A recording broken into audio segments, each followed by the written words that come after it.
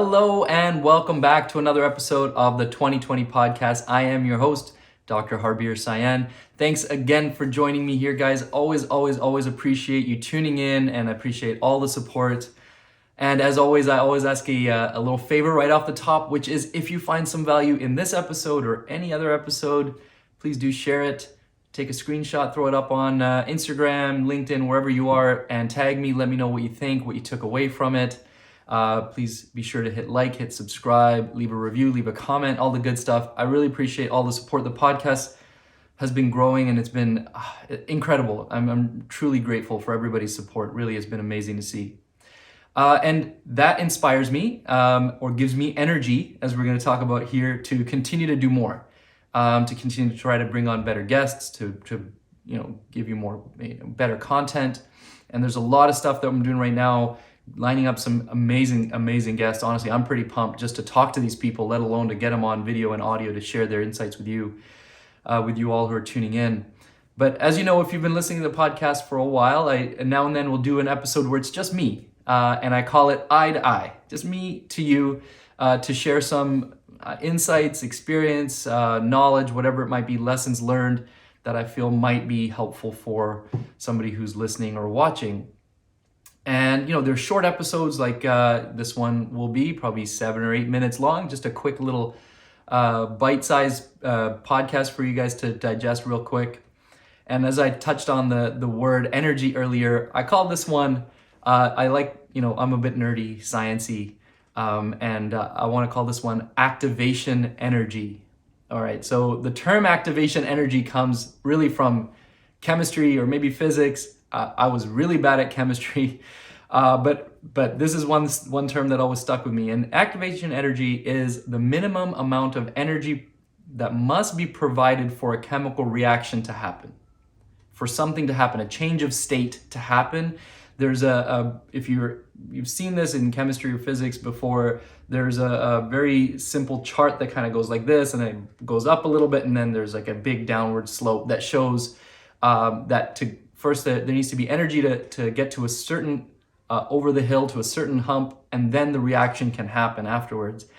And I feel like that is how a lot of things happen in our lives when we're trying to be productive and trying to get things done. Often there is an activation energy required for us to get to the top of the hill, just get over that little hump, and then there's a big downhill where the reaction actually happens and the productivity happens.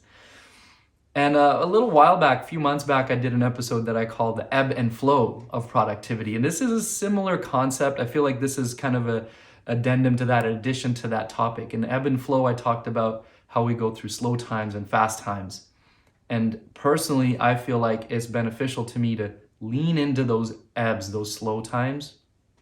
For years and years, I would fight it and just get anxious and be like, I got to keep doing tons and tons of stuff to try to get myself back in the groove. And I felt like it took the exact same amount of time, whether I just took a step back, leaned into it, slowed down, tried to just absorb what was happening in those slow times.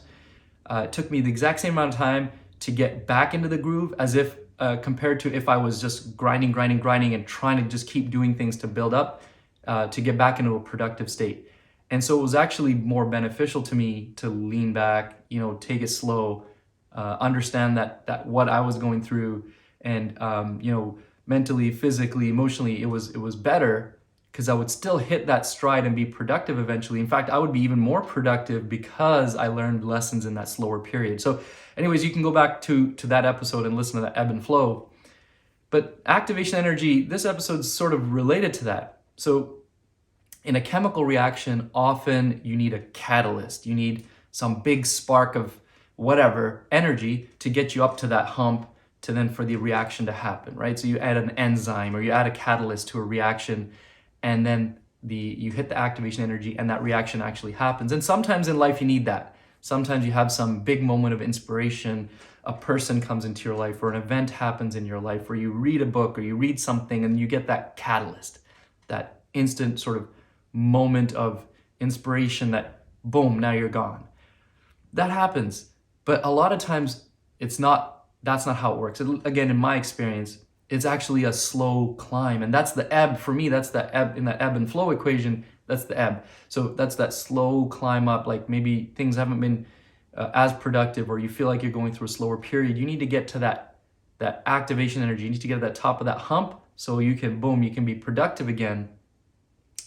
So I feel like when you're in those slower times, if you keep doing those little things to continue to grow, you'll find that you get to that hump faster, or even that hump becomes smaller. Whatever it is, you get there just by gradually doing the right things. And when you hit that hump, then you can really ride that wave. You can be super productive because you've put all of those foundational things in place. And that could mean, doing your daily exercise or whatever, staying in good physical shape and eating well and reading. For me, reading is huge.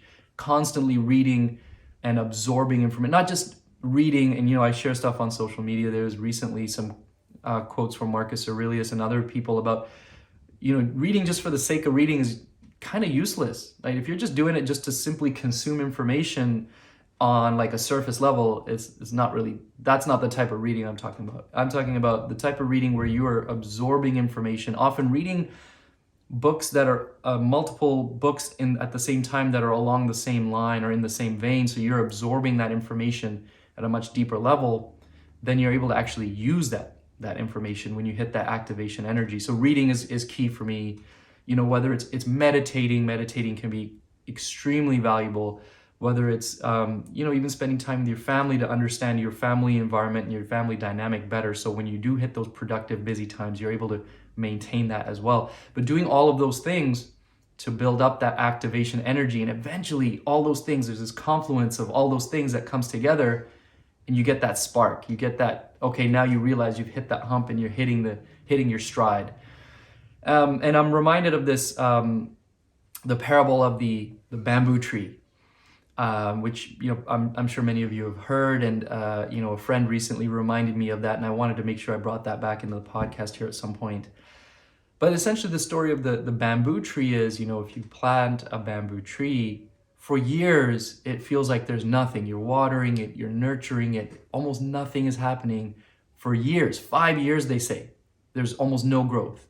And then all of a sudden in the 5th year, within a matter of weeks, 4 to 6 weeks, it shoots up like 50 feet, 60 feet up from the ground, like massive growth all of a sudden. And that parable has so much, value for so many of us who are grinding and working and feeling like there's nothing happening. It's just that we haven't hit that activation energy yet. We haven't gotten up to the top of that hump yet where boom, things are going to happen. And when they happen, I've experienced this, and many other successful people I've talked to have told me this over and over again.